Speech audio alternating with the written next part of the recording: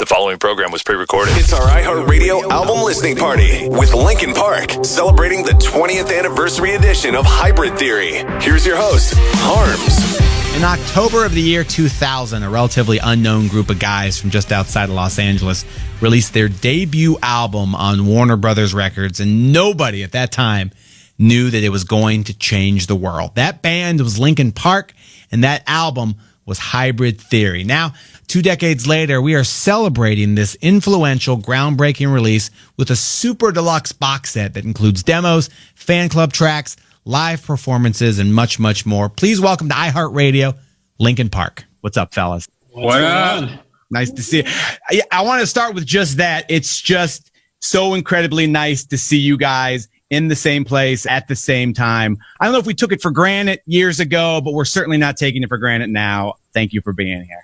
You realize we are on a Zoom. Yeah, well, that's the way of the world in 2020. That's what we're doing. Okay, I just wanted to make sure we were on the same page. Good. Mike, I'm going to start with you. We kind of talked about, or in that intro, alluded to the fact that nobody knew who Linkin Park was. The album came out, but there were years there from the formation of the band to Hybrid Theory being released where there was a lot of rejection for the band. What was it that kind of kept you going through those years? Because a lot of bands get frustrated and quit. The story goes that we showcased for all the major labels and most of the indies. At the time, maybe the guys can correct me, but I think there were like 7 major labels at the time, and there's like 3 now. Because they consolidated and stuff. So it was a lot of meetings. Like when I say showcase, what you would do is you go into a rehearsal room and you'd play all the music you've got and do a performance on a little mini stage or in like a live performance kind of area. And the only member of the audience would be like one guy from the label who like had their arms crossed and they're like staring at you. Or they'd be sitting, even worse, they'd be like sitting down, like checking their phone. It was a weird time, and we did have our moments of like showcasing for people that were kind of like, okay, thank you, and they just leave. And then other ones that were really, encouraging. I remember we did a showcase for Clive Davis at one point, and he was very complimentary. He said, if I didn't already have artists that mix rap and like, he's like, my thing is I sign one artist that does a thing, and I've already got an artist that does like rap with rock, and so I'm not going to sign you guys, but I think what you're doing is great, and I wish you the best, and do you have any like questions, or can I give you some advice? So stuff like that would happen, but we did have those moments of feeling discouraged that like nobody was going to sign the band. But we just kind of kept going back to our songs and our writing. As I recall, it was like we'd go back to our songs and our writing and just work harder, and we liked what we were doing. I can tell. I mean, I know that. Just to add on to what Mike was saying, I think really like who in their right mind would like want to be rejected that many times and then have this deep-seated belief, as Mike was describing, that what we were doing mattered. And it's almost like it is surreal, certainly looking back, to think how monumental the record was, is, will be, really launched our career. And the early signals were not good. I mean, there were enough that kept us going, but in terms of like sharing stuff for people who could have really taken a chance, there was a lot of rejection. There's this joke that like a band has their whole lives to make their first record and then a month to make their second. And to some degree that was true, because Hybrid Theory, although it was one body of work, really encapsulated all of our spirit as young people wanting to make music and like the best things that we had done together over time in different versions and variations. And that's what's so cool about Unpacking, the Hybrid Theory anniversary project, is we actually went into like our basements and attics. We don't have basements because we live on the West Coast, but that sounded cool. We went into storage spaces and basically just unpacked boxes and found all this cool old stuff. Someone actually asked me recently, like, were you embarrassed or like nervous about releasing that?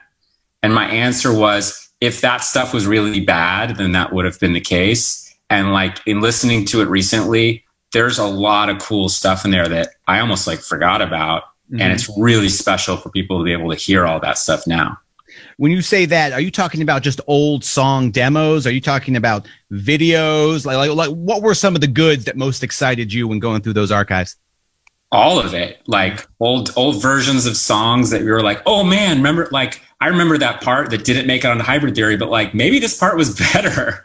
Like I don't want to like redo the album, but it's like, wow, this demo is really cool. Like I missed that verse or I missed that bridge. And certainly video stuff we found a whole DVD's worth of footage, which is crazy. And then even just like weird, like old flyers and art that we'd made and like passed out in Hollywood, like that stuff really kind of captures the feeling of what it was like to be a band trying to make it in, 1990, 2000, whatever. Dave, was there a moment after the record was released where you realized that this was happening? Things were connecting and this was reaching a mass audience? I don't know if I've even realized that to this date. I don't know if I realize what is happening at this moment. Sure. As I'm looking at all your wonderful faces, fans included on a Zoom call. Mm-hmm.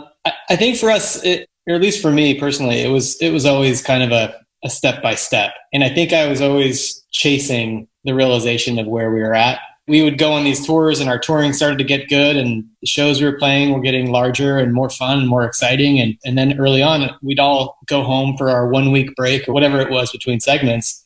And I would be back at my mom's house and the guys would be back at these random, little apartments with roommates, and it would feel like that was all just a weird, surreal other life. Mm-hmm. And then now I'm picking up the dog poop and taking out the trash and doing whatever menial tasks need to be done.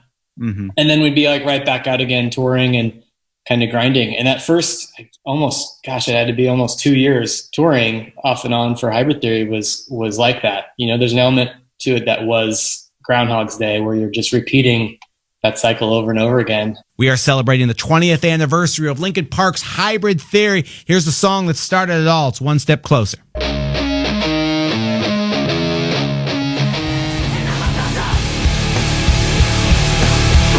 Radio. It's our iHeart Radio album listening party with Linkin Park. Once again, here's your host, Harms. One Step Closer on iHeart Radio. Fellas, I wanted to talk about why that song to lead off the album. Why introduce the world, for the most part, to Linkin Park with that song? Do you remember why that was chosen? Even just listening to it now, It's coming out of the speakers in such an unavoidable way. And that's always a song I think about like playing live because it's got such a great energy live and with other people, with a crowd of people. And I also remember hearing that was the first song we heard on the radio. Yep. Driving around in LA or even on tour. I think we heard it maybe the first time. And what's crazy is that just reminded me like that song also like was our first foray into radio. It's just got so much, even today, it's got so much energy. It's undeniable. Linkin Park's Hybrid Theory album is 20 years old. We are celebrating on iHeart Radio. Here's Crawling.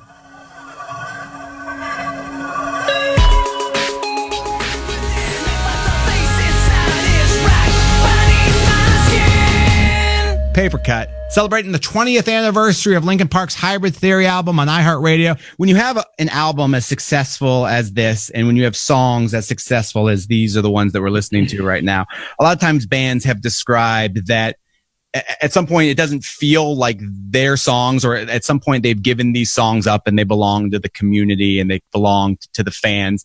Is that an experience that you guys have had with songs like In the End and Paper Cut, which we just heard? Yeah, I think in a lot of ways, I think that there's a part of me or a part of us that would probably feel that, where you hear it and it exists in so many ways outside of your own control or outside of what you're used to that sometimes it takes me a second to even have it click over. Like, oh yeah, that's our song.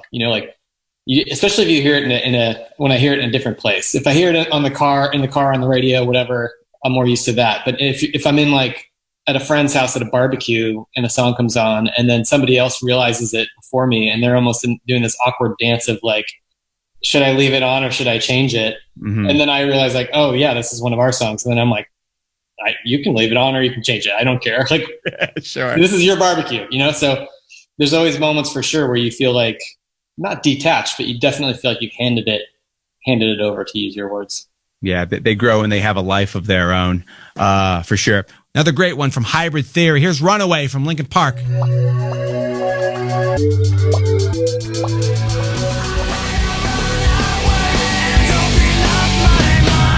This is our iHeartRadio album listening party with Linkin Park and Runaway. celebrating the 20th anniversary of Hybrid Theory. I'm Harms. That song is one of many, many examples on this record of why Chester is one of the best rock singers of all time. Mike, can you talk about what made Chester so special from a vocalist standpoint? You know, one thing we've talked about a lot when we're talking about this period of time and this release is that there's a lot of demos in the Hybrid Theory 20 box set, and you get a good sense of what it was like to go from, I mean, the earliest demos that are on here were by me and our friend Mark, and those were done with almost no gear on a cassette 4-track with a $100 microphone. And they're, fast forwarding through time, like we parted ways with Mark, we found Chester, we started to write songs, and there was a period of like experimentation where he was trying to figure out his voice for this music. Mm-hmm. Like he had always sung, he grew up singing, so he could sing incredibly well. He had a natural gift, right? But there was this moment where he would sing a new thing. Like we would be writing a thing and he would sing it.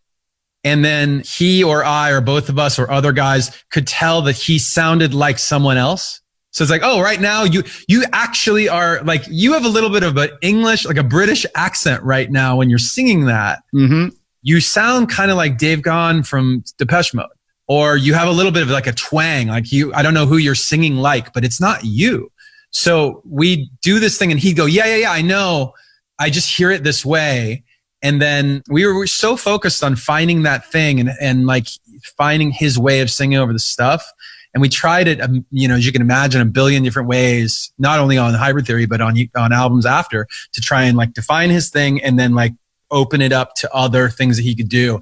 And what is so remarkable about his voice is the range. Like he was really able to do, he could do the screamiest of metal songs. He could do the softest of ballads. He could do an Adele song. He could do Led Zeppelin. There's just so many things, like so much ground to cover. I could throw like virtually anything at him and he'd be like, oh, okay, like, yeah, I'll sing that. And he'd just nail it. It was crazy. What are you most proud of? Looking back, is there one thing when you listen to this record and you hear these stories, what kind of fills you with that sense of pride? Like, we did this. I'm proud of the integrity that has been maintained throughout the years. And looking back, lightning strikes sometimes in a great way. And to have all of us bring something individually amazing to the table is pretty awesome. But also in the way we value each other and the work ethic and how that extends into continuing to make good decisions along the way. I think we've been able to take what we love with music and make great music and form a community around it. That integrity has extended with the fan base, what we get in return for it. Having that part of the foundation makes it easy and makes you want to keep doing it. Awesome. Fellas, thank you so much for the time. I said it at the beginning, I meant it. I'm going to say it again. It's just nice to see everybody in the same place at the same time, talking about all of these great memories. Hybrid Theory is a truly special album. And, I think this 20th anniversary box set certainly does it justice for sure.